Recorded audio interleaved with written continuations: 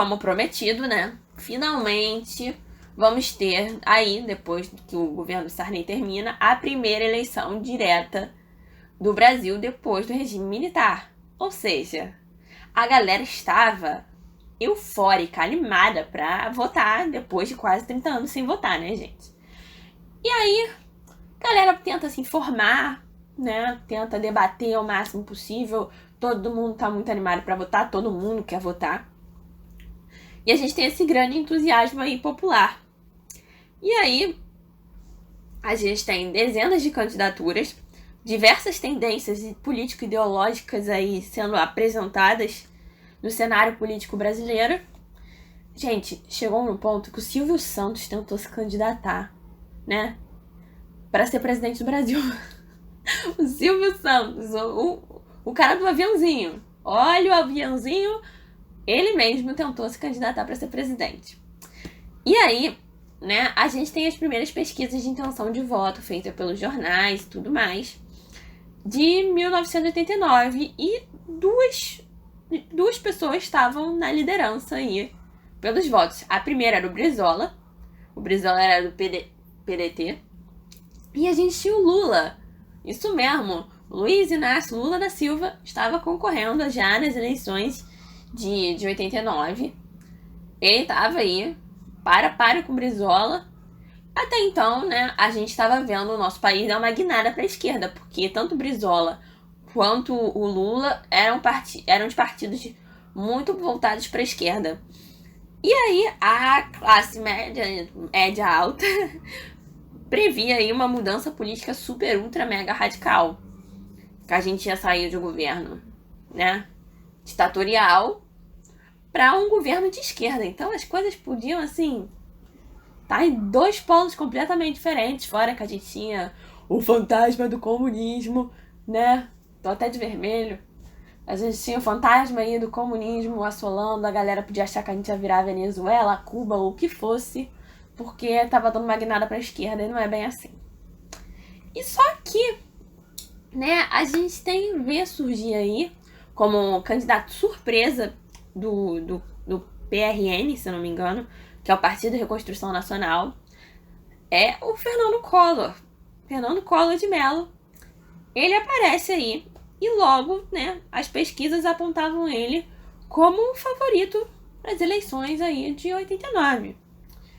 Collor, ele veio de uma família de políticos, gente. Vou narrar aqui ler algumas pessoas aqui da família dele. Vamos começar com o vovô dele, o Lindolfo Collor. Vovô de Collor foi ministro de Vargas. Papai de Collor, o Amon Mello, ele foi senador pela UDN. E ele ficou só conhecido assim, coisinha leve, por atirar num colega. Né? Num colega enquanto estava tendo aí uma sessão do Congresso. Coisinhas leves, né? Então, e o Collor não estava se lançando na política naquele momento. Ele já estava envolvido na política há muito tempo. Por quê? Depois que ele casou no regime militar. O Collor, ele casou com uma milionária, tá, gente? Ele ganha aí de presente dos militares a prefeitura da cidade estratégica, né? Porque eles chamavam as capitais de cidades estratégicas. Ele ganhou a prefeitura de Maceió, assim, tipo, toma aqui o seu presente de casamento. Nós achamos que você tem a nossa confiança, né? E na ditadura, pra você ganhar as prefeituras, você tinha que ser um homem de confiança do governo, dos militares, né? E o Collor, ele passava essa confiança aí pra galera, falava, pode confiar em mim, eu sou diferente. E ele passava essa confiança e ganhou esse cargo. E logo depois, né, ele foi eleito, né, governador de Alagoas. Gente, a família deles domina Alagoas, tá? E ele veio com um slogan chamado Caçador de Marajás. Ele ia caçar a galera. Mas por que Caçador de Marajás? E quem são esses Marajás? O Collor falava que tinha que perseguir os funcionários públicos com altos salários. Porque não tinha necessidade desses altos salários todos, né, de manter esse aparato político todo, porque essa galera vivia como marajá, sabe? Como reis e tal. E não tinha necessidade disso num país passando por uma crise. Bom, com esse slogan, né, e o slogan do vamos acabar com a corrupção, slogans que a gente já viu por aí, né, galera? né? Com esse slogan todo, ele consegue ganhar a eleição. Mas vou falar aqui um pouco do processo eleitoral dele. Porque durante, né, as campanhas, os jornais, eles não pouparam elogios pro Collor, como excelente governador e tudo mais, que combatia a corrupção e tudo mais, mas os jornais não mostravam o seguinte, ou se mostravam muito pouco, que o Collor, ele distribuía aí cargos para parente da esposa dele, né, que ele perdoava a dívida de usineiros de açúcar com o governo do estado. Então, assim, ele não era esse anjo todo, mas a galera manteve isso aí na chincha. E o Collor pagou um esquema publicitário caríssimo, gente, caríssimo, para divulgar a ideia, principalmente para a população, que ele era o único político que não tinha rabo preso com ninguém. Mais uma vez, a gente já viu isso. E as TVs passaram, né, a gostar muito, né, as emissoras de televisão, principalmente a Globo, passou a gostar muito do discurso dele e abrir mais espaço para ele na televisão, para propaganda política e tudo mais. E aí, o que ele fez? Ele estava vendo que ele estava se tornando popular, mas ele precisava de mais popularidade. E ele era muito fã do Sarney na época que o Sarney era presidente.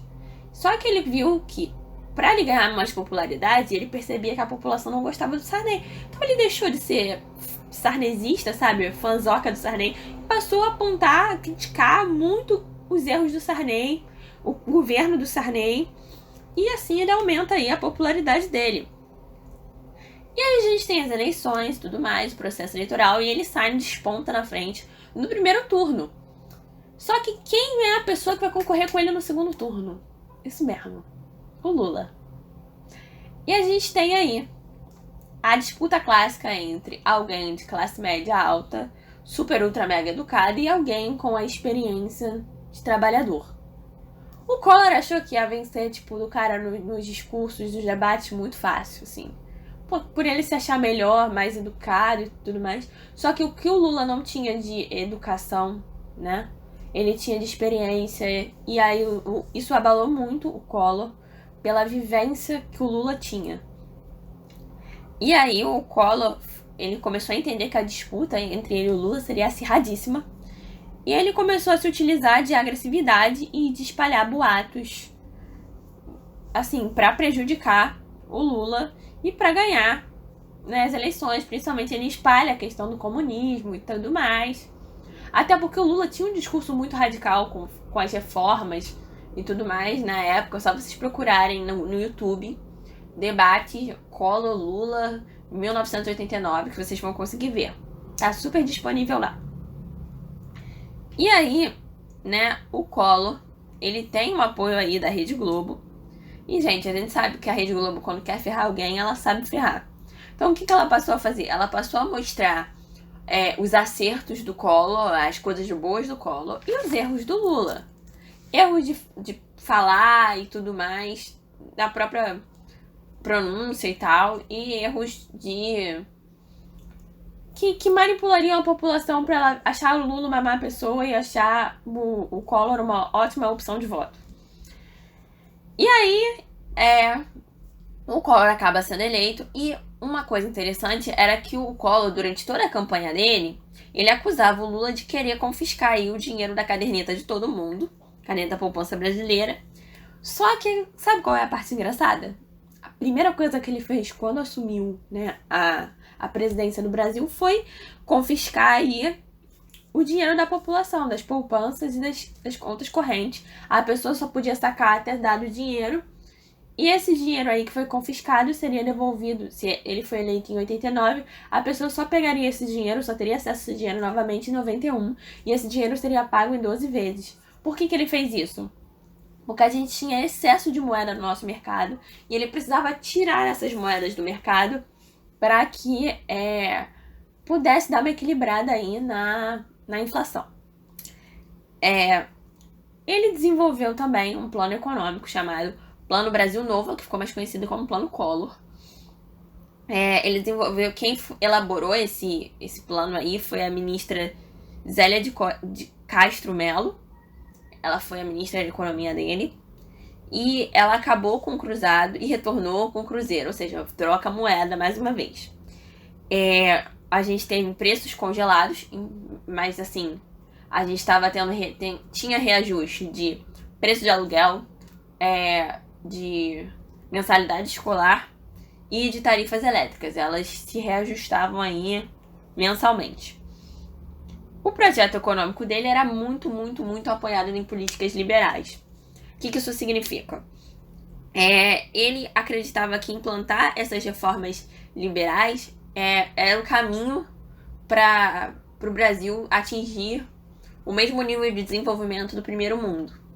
O que ele fez? Ele combateu leis nacionalistas que controlavam os negócios das empresas estrangeiras aqui no país. Ele iniciou a venda de empresas estatais. Ele se recusou a pagar aposentadorias melhores. Por que ele fez isso? Porque ele acreditava que não era dever do Estado pagar. Então ele era muito adepto à política liberal de cortar gastos do Estado. O Estado deveria ter a menor participação possível. Ele liberou também aí as importações e reduziu as tarifas alfandegárias para esses produtos. Por que ele fez isso, né? Primeiro, ele sabia que com isso o nosso mercado seria inundado de produtos estrangeiros. E com isso ele poderia desenvolver, né, a concorrência com produtos brasileiros, que faria os produtos brasileiros correrem atrás de melhorar a qualidade dos seus produtos, né? Tanto as empresas brasileiras, 100% brasileiras, quanto as multinacionais.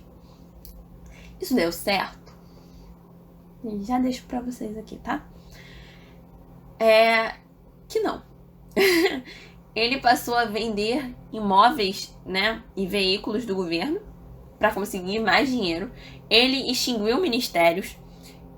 Tudo isso seguindo o objetivo aí desse plano Collor de diminuir os gastos, né, do Estado.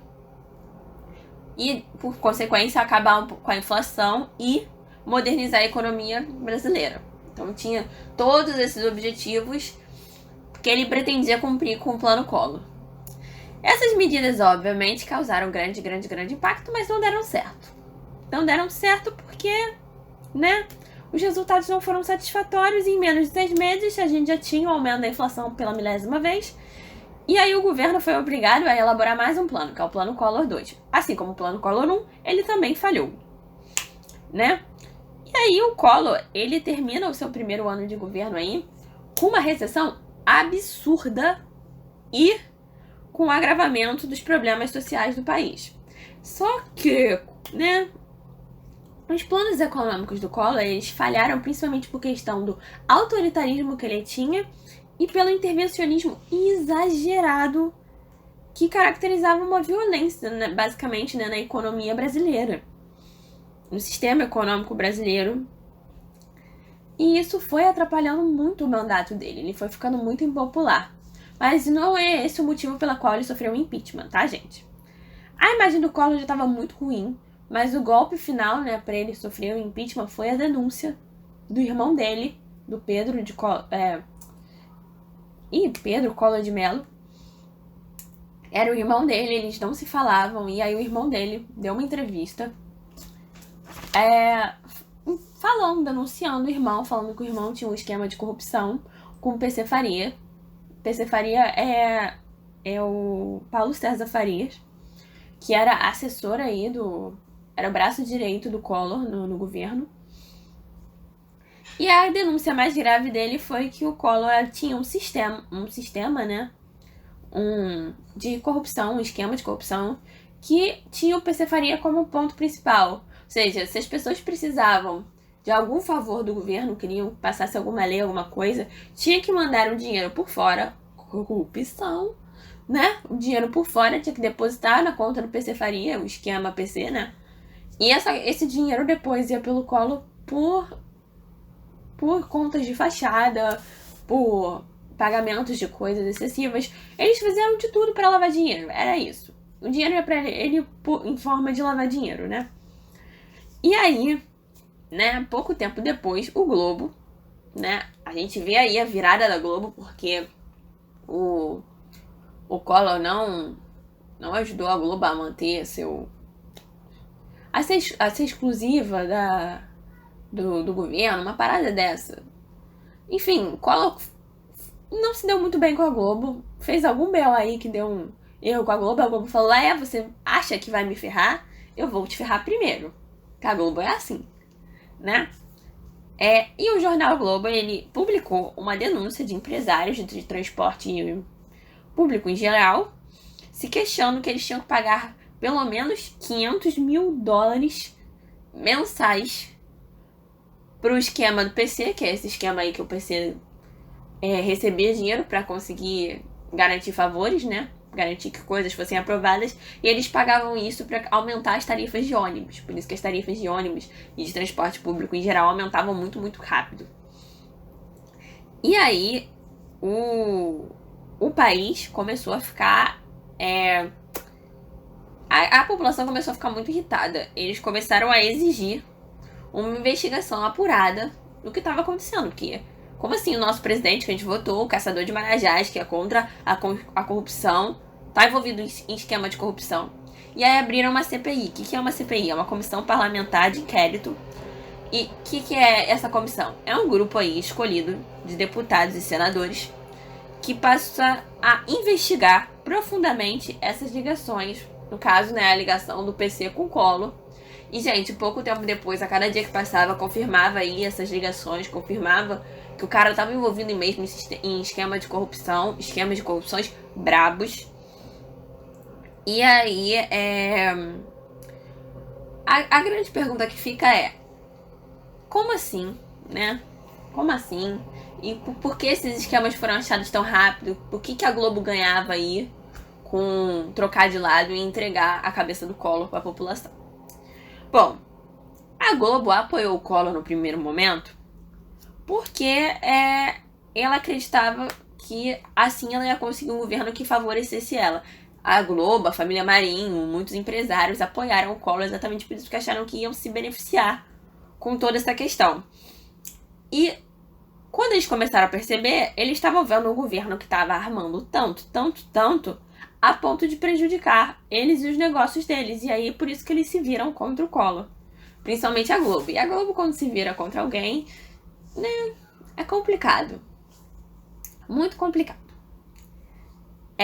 Enfim, além disso, como eu falei, a população exigia aí respostas do que estava acontecendo. E estava tomando consciência, cada vez mais consciência de que eles votaram errado. Votaram e escolheram alguém que estava envolvido aí em corrupção. Escolheram mais do mesmo.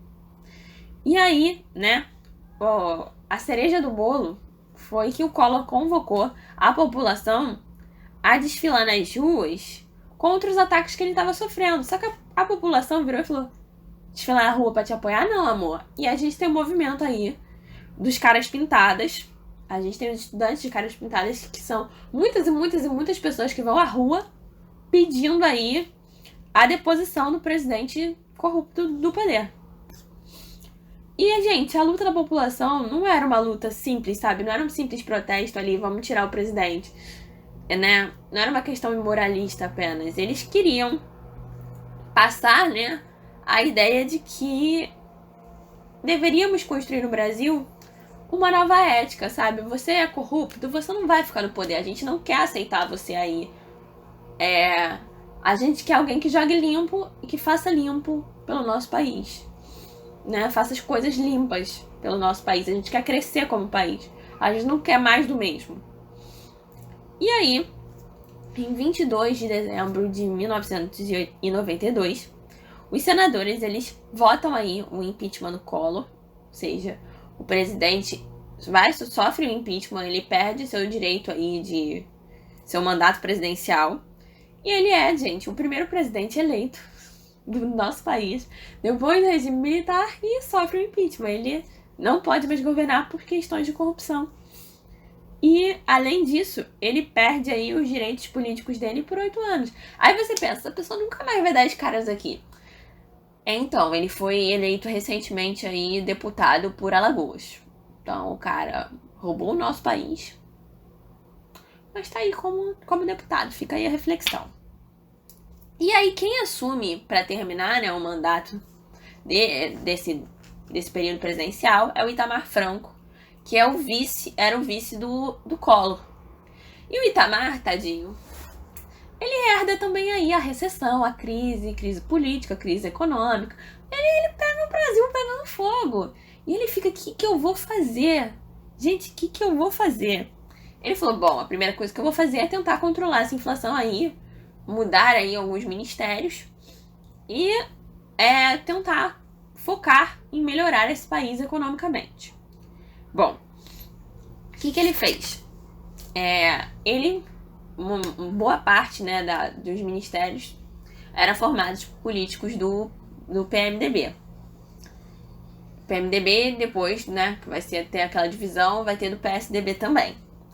E aí, a gente vê em países aqui da América Latina, em geral, como o México e a Argentina, conseguirem desenvolver planos econômicos que tiveram sucesso em reduzir aí drasticamente a inflação desses países. Os economistas, principalmente do PSDB, eles olham para aquilo e falam, ok, precisamos ver como esses caras estão fazendo e a gente tenta adaptar aqui no Brasil. Um desses economistas foi o Fernando Henrique Cardoso.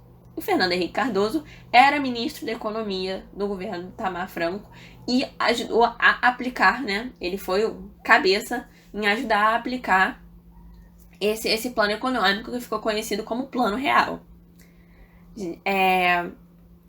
Qual era o objetivo aí do Plano Real? Né? O principal objetivo dele era acabar com a inflação. Mas o que ele tinha de diferenciado era, primeiro, eles iam mudar a moeda mais uma vez, agora para o real. Só que a sacada deles, o que era o diferencial, né, foi fazer o real valer um pouquinho mais que o dólar americano. O dólar, o que aconteceu antes, no início, né, do processo do plano real, o dólar estava 1 para 1, ou seja, $1 valia R$1. Só que chegou um momento, né, quando eles estavam aplicando isso, R$1 valia 80 centavos de dólar. Então, assim, ficou mais valorizada a nossa moeda. Então, quando a gente comprava alguma coisa, a nossa moeda estava super valorizada. Isso ajudava aí, de certa forma, por exemplo, a economia brasileira. Vou explicar como. Primeiro, as importações ficaram mais fáceis. Exatamente por essa questão aí, de que eu falei que a nossa moeda era valorizadíssima. Isso facilitava as importações. As empresas, elas puderam, né, reduzir aí os custos com compra de máquina e matéria-prima. E aí, depois, os produtos importados, eles passaram a chegar bem mais baratos aqui, provocando, por consequência, a queda dos preços aqui dos produtos nacionais. Então, a queda dos preços ajuda a galera a consumir mais. Outra coisa, né? Eles buscaram aí um truque para segurar a inflação. E qual era esse truque? Era arranjar um ponto em comum. Um ponto que agradaria, né, tanto o trabalhador quanto o empresário. Passaria segurança para eles. Porque a grande questão aqui era passar segurança na moeda. E aí o ponto em comum encontrado por eles, né, por esses economistas, foi o dólar. Porque o dólar era moeda de transação, era uma moeda segura. O mundo inteiro comercializava com dólar. Enfim. E era uma moeda forte e estável. O dólar era super, ultra, mega estável. Então, o dólar passou a ser a âncora do real. Ele era referência absoluta para todos os nossos preços. Então, assim, se a coisa vale $5, a coisa vai valer aqui R$5, no 1 para 1. Entendeu? Era a oscilação do dólar que mexia a oscilação do valor do real. O que era muito mais fácil, assim. Ficava muito mais estável, porque o dólar não oscilava tanto. E aí, quais são os efeitos disso, né? Como eu falei, a inflação ela desce drasticamente. As pessoas começaram a descobrir, né, que o seu dinheiro não diminuía mais a cada dia. A propaganda governamental, inclusive, o governo foi muito transparente com relação ao plano real, as coisas que seriam feitas, né? Explicando aí para os trabalhadores, explicando para os empresários que eles não estavam perdendo dinheiro de forma alguma. Eles deram tempo aí para todos se ajustarem a esse novo modelo econômico, novo modelo de moeda, minimizando assim, gente, as perdas econômicas em geral, as perdas financeiras. E quando a galera aí percebeu que não estava perdendo dinheiro, eles passaram a comprar a crédito. Por quê? Porque as prestações elas não iam mais oscilar loucamente todo mês. Porque a inflação ela já estava diminuindo. Então, com a inflação diminuindo, eles conseguindo controlar a inflação, os juros não aumentavam. Então, você podia comprar coisas a longo prazo no crédito. E aí, quando você pode comprar as coisas a longo prazo, quando os preços das coisas diminuem, obviamente o poder de compra da galera aumenta. Eles não estão perdendo dinheiro mais todo dia. Os preços das coisas diminuíram. Eu tenho uma estabilidade econômica aqui que eu posso comprar as coisas. Então, gente, era óbvio que a economia, né, ia voltar a despontar. Isso ficou conhecido como milagre econômico, né, realizado aí pelo Plano Real, pelo sucesso do Plano Real e, obviamente, esse sucesso todo do Plano Real e essa segurança que o Plano Real trouxe foi o que levou, principalmente, o Fernando Henrique Cardoso a ser eleito depois do Itamar Franco. Ele vai ganhar nas próximas eleições, que eu vou falar na próxima aula, né? Eu vou explicar um pouquinho melhor o governo do Fernando Henrique Cardoso, mas esse fato, né, o desenvolvimento do Plano Real e o sucesso do Plano Real foi essencial para a vitória dele nas eleições de 1994. É isso, gente. Essa aula ficou enorme, mas eu espero que vocês tenham gostado. Beijo!